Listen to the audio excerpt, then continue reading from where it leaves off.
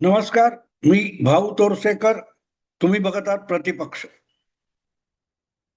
मित्रांनो, आपल्याला मराठी भाषिक असल्यामुळे मराठीचा आणि मराठी अस्मितेचा प्रचंड अभिमान आहे. प्रचंड. पण ज्या गोष्टींचा अभिमान बाळगावा अशा ज्या गोष्टी खरोखरच असतात, अस्मिता अस्मिता ज्याला म्हणतात, ती जी अस्मिता असते ती आपण किती आत्मसात केलेली असते याचा कधी कधी विचार पडतो, प्रश्न पडतो की आपण बोलतो खूप मराठी अस्मिता, मराठी अभिमान वगैरे वगैरे, पण अनेक लोक जे अमराठी आहेत त्यांनी जितकी मराठी भाषा, मराठी संस्कृती, मराठी आत्माभिमान समजून घेतलेला आहे, किंबहुना शिवाजी महाराज गनिमी कावा समजून घेतलेले आहे, तेवढा आपल्याकडचे मराठीसाठी लढणारे लोक शिकलेत का असा प्रश्न पडतो. कारण दुसऱ्यांनी गनिमी कावा करावा आणि त्यात आपले मराठीचे अभिमानी फसावेत हाच अनुभव वारंवार येत असतो. काल परवाच्या नगरपालिका, महापालिका, जिल्हा परिषद निवडणुकीत आपल्याला तोच अनुभव आला. जे तावा तावाने मराठी बाणा वगैरे बोलत होते त्या सगळ्यांना कात्रजचा घाट भारतीय जनता पक्षाने दाखवला. ज्या भारतीय जनता पक्षावर आणि त्या भाजपचे चाणक्य अमित शहा यांच्यावर मुंबई पळवण्याचा, मुंबई गुजरातला घेऊन जाण्याचा आरोप केला जातो, त्या अमित शहाना जितके शिवाजी महाराज कळलेत, गनिमी कावा कळलाय, मराठीशाही कळली आहे, मराठी अस्मिता कळली आहे, तेवढी तरी या पोपटपंची करणाऱ्यांना मराठी कळली आहे का असा प्रश्न पडतो. कारण तोच गनिमी कावा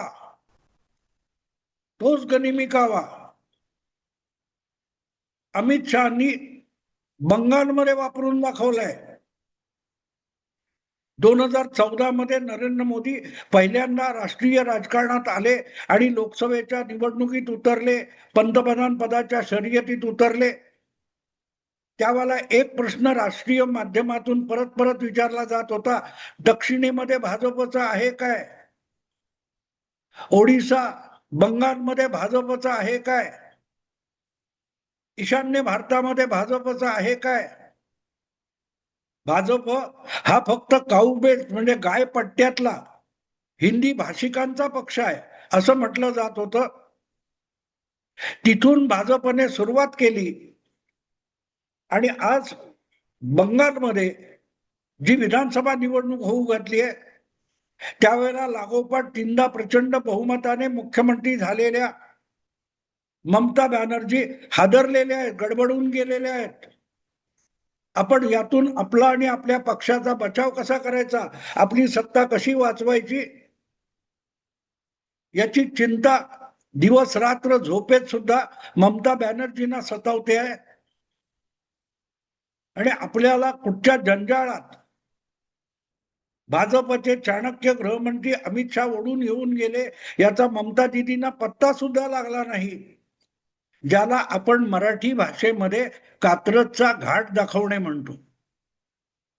कात्रजचा घाट आपल्या मराठीतला एक ऐतिहासिक प्रसंग आहे. तो लाल महालावर हल्ला मोजक्या मावळ्यांनिशी शिवरायांनी केला होता आणि शाहिस्ते खानाची बोट तोडली गेली होती. त्यानंतर मुघल फौज जागी झाली, खडबडून जागी झाली आणि मराठ्यांचा पाठलाग करायला लागली. तेव्हा ती कात्रजच्या घाटाच्या दिशेने पळत गेली मराठ्यांना गाठण्यासाठी. पण कात्रजचा घाट बाजूला राहिला आणि मराठे आणि महाराजांचे मोजके मावळे कुठल्या दुसऱ्या दिशेने निघून गेले होते आणि कात्रजच्या घाटामध्ये मोगलांची फौज पोहोचली. त्या रात्रीच्या काळोखात तेव्हा त्यांच्या लक्षात आलं ते कसे उल्लू बनले, मूर्ख बनले. कारण कात्रजच्या घाटामध्ये दौडणारी फौज होती, ते बैल होते आणि त्या बैलांच्या शिंगाला मशाली बांधलेल्या होत्या. त्यामुळे मशाल घेऊन धावणारी जी झुंड दिसते तीच मावळे आहेत असं समजून मोगलांची फौज तिकडे गेली होती.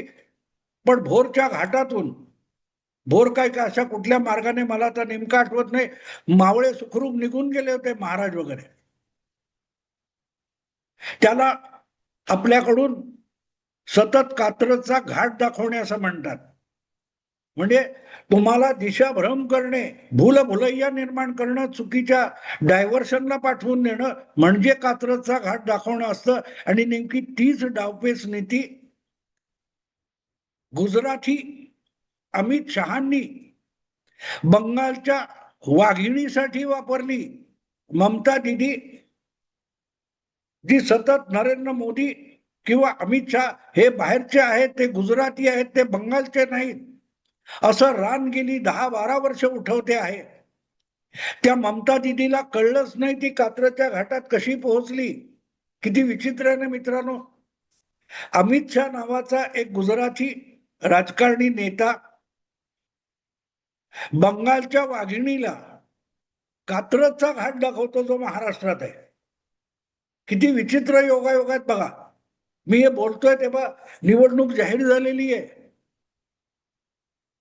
15 मार्चला निवडणूक आयोगाने तमिळनाडू, केरळ, बंगाल, आसाम आणि पुदुचेरी 4 राज्य आणि 1 केंद्रशासित प्रदेशाच्या विधानसभा निवडणुकांची घोषणा करून टाकलेली आहे. आणि इतर ठिकाणी ते नॉर्मल चालू आहे. पण बंगालची हालत काय? बंगालमध्ये आज सुद्धा निवडणूक याद्या परिपूर्ण झालेल्या नाहीत. मतदार याद्या या परिपूर्ण झालेल्या नाहीत. गेले 3-4 महिन्यापासून बंगालमध्ये मतदार याद्यांचं शुद्धीकरण चालू आहे. आणि त्या शुद्धीकरणातून आपल्याला जी बहुसंख्य घुसखोर बांगलादेशी रोहिंग्या मुस्लिमांची मतं मिळतात ती बाद केली जातील म्हणून ममता दिदी सुप्रीम कोर्टापासून निवडणूक आयोगापासून रस्त्यावर मिळेल तिथे आंदोलन आणि संघर्ष करतायत. पण या संघर्षात आपण फसलो तर आपल्याला निवडणूक जिंकणं अवघड जाईल. पण ममता दिदी हे गृहीत धरून बसली होती की जोपर्यंत मतदार याद्या परिपूर्ण होत नाहीत तोपर्यंत बंगालमध्ये निवडणुकीची घोषणाच होऊ शकत नाही. आणि म्हणून आहेत त्या याद्या फार गडबड न करता, फार दुरुस्त न करता त्यावरच निवडणूक घेतली जावी यासाठी ममता दिदी आपल्या परीने डावपेच खेळत होत्या. आणि कुठल्याही परिस्थितीत निवडणूक आयोगाला पुढे करून भाजपचा चाणक्य ममता दिदी विरुद्ध राजकीय डावपेच खेळत होता. अजूनही ज्या वेळेला मी बोलतोय तोपर्यंत कमीत कमी 40-45 लाख बंगालच्या मतदार यादीतले शंकास्पद मतदार आहेत. त्यांची अधिकृत म्हणून नोंदणी झालेली नाही. त्या 40-45 लाखहून अधिक मतदारांना आपल्याला मताचा अधिकार आहे की नाही माहित नाही. आपलं नाव अधिकृत यादीमध्ये आहे का माहित नाहीये. आणि जे काय बाकीचे आहेत त्यांचं मतदार यादीत नाव आहे ते मतदान करणार आहेत. आणि इथे गल्लत आहे. सगळी दिशाभूल फसगत ममता दिदीची झाली आहे ती तिथे झालेली आहे.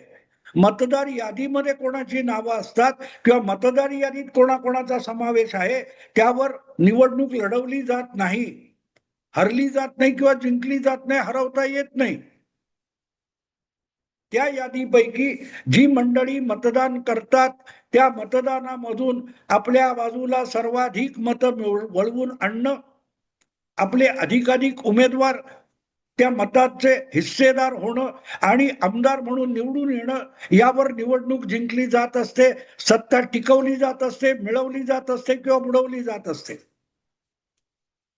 त्यामुळे मतदार यादीच्या गुंत्यामध्ये ममता दिदीला अमित शहानी असं काय घोळवून टाकलं की त्यासाठी निवडणूक आयोगाचा वापर केला. म्हणजे निवडणूक आयोग आणि अमित शहा यांचं संगनमत बिलकुल नाहीये. पण निवडणूक आयोग ऐन निवडणुकीच्या तोंडावर 4 महिने असताना, 5 महिने असताना मतदार याद्यांचं शुद्धीकरण हाती घेतलं तर ममता दिदी त्याला कडाडून विरोध करणार.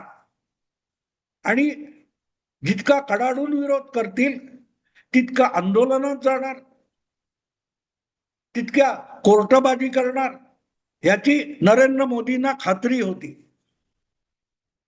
दिसेल त्याच्या प्रत्येकाच्या विरुद्ध तलवार उपसून उभं राहायचं, हा जो ममता दिदीचा स्वभाव आहे, त्या स्वभावाचा अत्यंत चतुराईने अमित शहानी आपल्या डावपेचात वापर करून घेतला. चटकन प्रतिक्रिया दिली जाते. जसं त्या लाल महालावरच्या हल्ल्यानंतर पेटलेल्या मशाली दौडताना दिसत आहेत, याचा अर्थ तेच मराठे आहेत. हा जो भ्रम मुघल सैनिकांसाठी निर्माण केला होता, तसाच निवडणूक आयोगाचं मतदार याद्यांचं शुद्धीकरण हा ममतासाठी लावलेला सापळा होता आणि ममता दिदी त्यात अलत्या अलगद येऊन अडकल्या. आणि आता निवडणुकीची वेळ जाहीर झाली आहे, तारखा जाहीर झाल्यात. तुम्ही त्यात भाग घ्या न घ्या तुमची मर्जी आहे, पण भाग घेतला नाही तर निवडणूक तर होऊन जाणार आहे. निवडणुकीवर तुम्ही बहिष्कार करू शकत नाही. मतदार याद्यांच्या शुद्धीकरणाला अडथळे आणणं किंवा त्यावर बहिष्कार करणं हे तुमच्या हाती आहे. पण निवडणुकीवर बहिष्कार घालून तुम्ही निवडणुका जिंकू शकत नाही. तुम्हाला निवडणुकीत उतरावं लागतं आणि त्यासाठीचे शेवटचे 3-4 महिने महत्वाचे असतात, जे कार्यकर्त्यांनी लोकांपर्यंत जाऊन लोकांना आपल्या बाजूला वळवायचं असेल. जे कोणी मत देतील त्यातून आपल्याला मिळाले पाहिजे.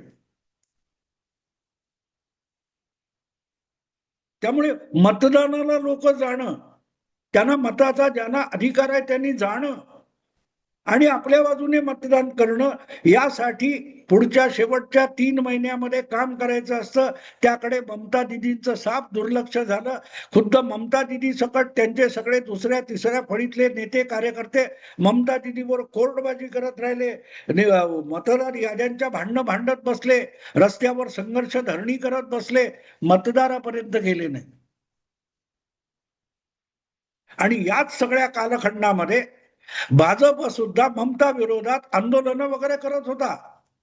पण भाजपची सगळ्यात मोठी ताकद असलेली राष्ट्रीय स्वयंसेवक संघटना ही जी पाठीराखण करणारी एक संघटना आहे, ती गेले 8-9-10 महिन्यापासून बंगालच्या कानाकोपऱ्यामध्ये सामान्य कार्यकर्त्याला भेटून भाजपच्या दृष्टीने मतदानाची पूर्वतयारी आणि मशागत करत होती. ममता दिदीचं लक्ष तिकडे नव्हतं. ममता दिदीला या सगळ्यातून बाजूला काढून, मतदारापासून दूर करून, निवडणूक आयोगाशी भांडण, सुप्रीम कोर्टामध्ये खटले, वारंवार याचिका, रस्त्यावर धरणी, यामध्ये अत्यंत चतुराईने अमित शहानी गुंतवून ठेवलं. आणि आता निवडणुका जाहीर झाल्यात